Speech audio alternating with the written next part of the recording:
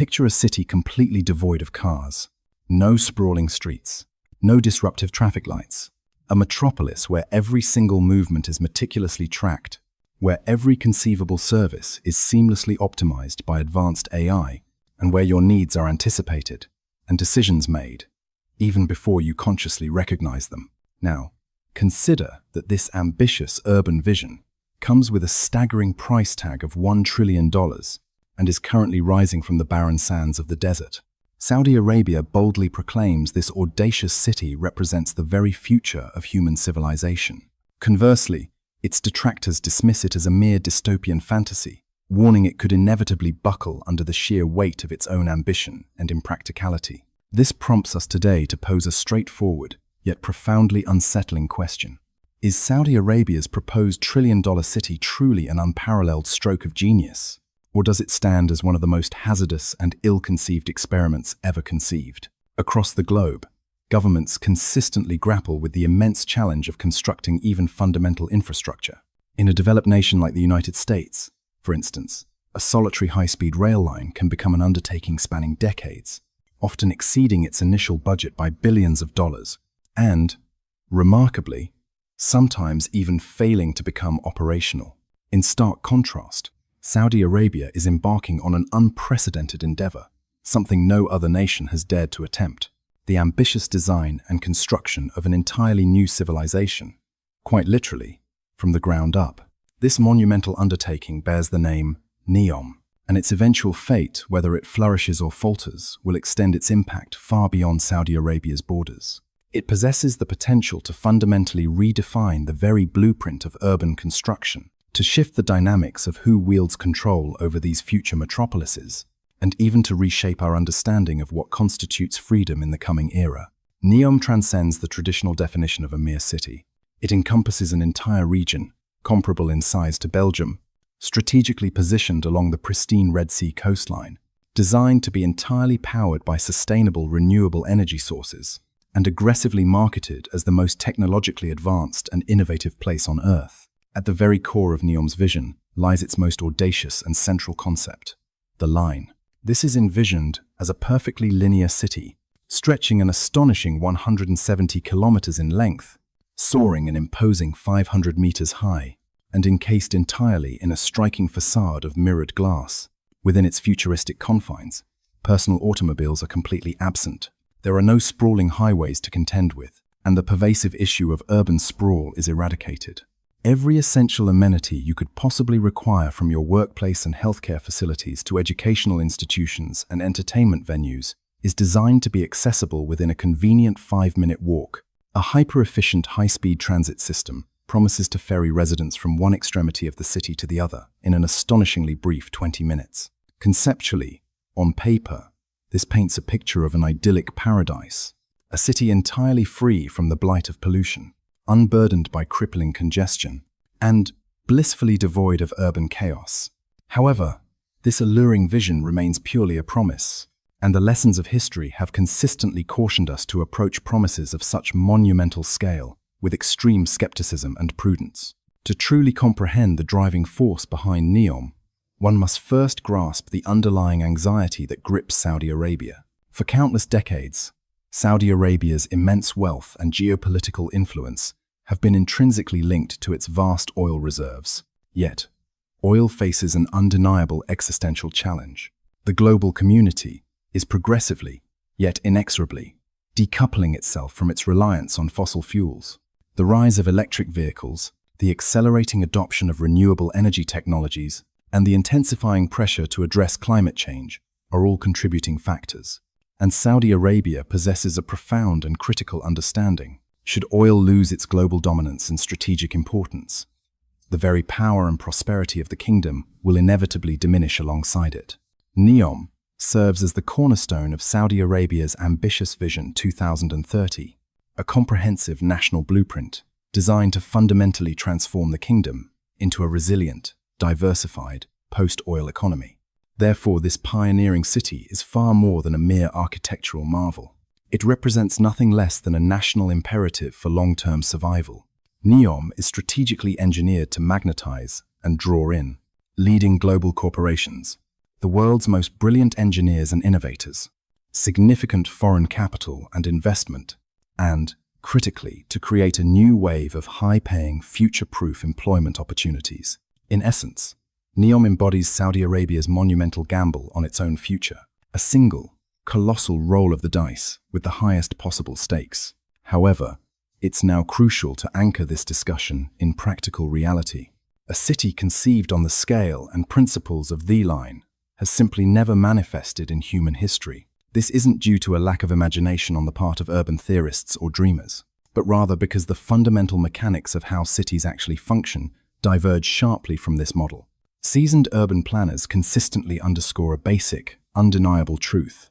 Cities, by their very nature, evolve and flourish organically. Communities of people naturally cluster together. Businesses adapt dynamically to changing needs and demographics. Neighborhoods spontaneously develop and transform over time. The line, however, posits an entirely contrary set of assumptions. It fundamentally presumes that the complexities of human behavior can be perfectly predicted and controlled. Advanced AI systems will operate flawlessly without error or unforeseen consequences, and that a meticulously centralized planning approach can ultimately outperform the inherent efficiency and adaptability of organic urban growth. Beyond the theoretical, there are formidable physical and logistical challenges. For instance, the extensive use of mirrored glass walls inevitably creates significant heat accumulation. The sheer scale of the massive structures risks generating powerful and unpredictable wind tunnels. Furthermore, the ongoing maintenance costs for such a complex and futuristic city are projected to escalate exponentially. Even seemingly minor operational failures could trigger cascading ripple effects throughout the entire urban system. This undertaking is not merely a difficult feat of engineering. It represents an audacious venture, pushing the absolute boundaries of what is currently deemed possible in construction and urban design. And when projects venture to such extremes, their budget overruns are rarely confined to a few millions. Instead, they tend to balloon by tens or even hundreds of billions of dollars. While $1 trillion might sound like an inexhaustible sum, it is, in fact, finite. Saudi Arabia primarily finances NEOM through a combination of its substantial oil revenues, strategic allocations from its sovereign wealth fund, and expected infusions of foreign direct investment. However, a critical financial hurdle emerges here. NEOM, by its very nature, is not designed to generate immediate short-term revenue. Instead, it is an insatiable consumer of capital, and it consumes vast quantities of it. Internal financial projections suggest that achieving profitability could potentially take decades, assuming, of course, that it ever materializes at all. Consequently, foreign investors are exhibiting understandable caution. Already, projected costs are being revised upwards with alarming frequency, and initial construction timelines are being quietly, yet consistently, pushed back. This unsettling situation invariably prompts a dangerous and pertinent question. Is NEOM genuinely designed to be a vibrant economic engine driving future prosperity? Or is it destined to become little more than a monumental, ostentatious tribute to national ambition? Indeed, history is replete with examples of other colossal megaprojects that were conceived and executed, not primarily to create tangible value or benefit, but rather to serve as potent symbols intended to project power and national prestige on the global stage. Saudi Arabia confidently asserts that NEOM will eventually accommodate a population of 9 million residents. Yet, this raises a crucial follow-up question. Precisely who are these 9 million individuals expected to be? It's clear that NEOM is emphatically not being designed as an inclusive haven for low-income families, nor is it intended as a forum tolerant of political dissent or differing viewpoints. And it certainly isn't built to accommodate the inherent unpredictability and spontaneity of human life. Instead, its design caters specifically to a curated demographic, envisioning a populace primarily composed of high-level executives, leading technologists and innovators, members of the global elite, and meticulously selected workers deemed essential to its operation. Consequently, this is not an open, accessible urban environment. Rather, it functions as a highly controlled, permission-based city, where every conceivable service is meticulously optimized for efficiency. Every single movement of its residents is rigorously tracked and recorded, and every underlying system is constantly monitored and analyzed. Those who champion NEOM laud this approach as the epitome of efficiency and forward-thinking urbanism.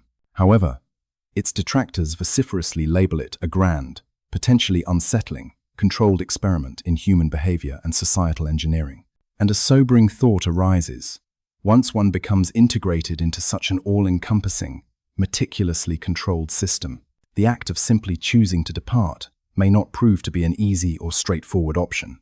This particular aspect often strikes a chord of profound conflict and introspection within American audiences. The United States, for all its resources, notoriously struggles with the effective and timely construction of new infrastructure. Securing necessary permits can drag on for years, creating protracted delays. Major projects frequently become mired in complex lawsuits and legal challenges, and consequently, costs for these undertakings often spiral dramatically out of control. Saudi Arabia, however, operates under a vastly different paradigm, entirely unburdened by these democratic constraints.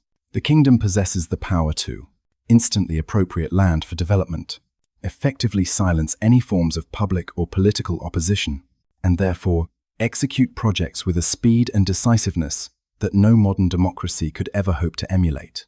So, yes, NEOM is undeniably being constructed with extraordinary velocity, but that impressive speed is achieved at a significant and fundamental trade-off. The United States, by its very nature, sacrifices raw speed in favor of safeguarding individual freedoms and democratic processes. Conversely, Saudi Arabia consciously forgoes certain freedoms in exchange for unparalleled developmental speed. This juxtaposition leads us to the deeply uncomfortable and pressing question. If NEOM ultimately proves to be a resounding success, will the trajectory of human civilization inevitably lean towards countries that exert greater control over their populace, while simultaneously demanding less in terms of individual rights and participation? Ultimately, NEOM is far more than an urban development project. It stands as a monumental test. It is a profound test of whether cutting-edge technology can truly supplant the intricate, unpredictable fabric of organic human society. It is a test of whether sheer efficiency will ultimately be valued more highly than fundamental human freedom. And it is a profound test of the precise degree of control individuals are willing to relinquish from their lives in exchange for the promise of unparalleled comfort and convenience. Should NEOM falter and ultimately fail, it will undoubtedly be consigned to the annals of history as the most exorbitantly expensive overreach and cautionary tale of modern times. But should it, against all odds, succeed, it might dramatically demonstrate that the future trajectory of urban centers is not necessarily democratic, not inherently messy and spontaneous, and perhaps not truly free in the conventional sense. And that deeply unsettling possibility should compel every one of us to pause and reflect profoundly. Because the most truly dangerous question before us is not merely whether NEOM can physically be constructed, it is, rather, whether we would genuinely desire to inhabit a world where such a meticulously controlled and curated urban model becomes the prevailing standard for human habitation. You're watching Money and Economic Currents. See you in the next video, where the real economic stories unfold.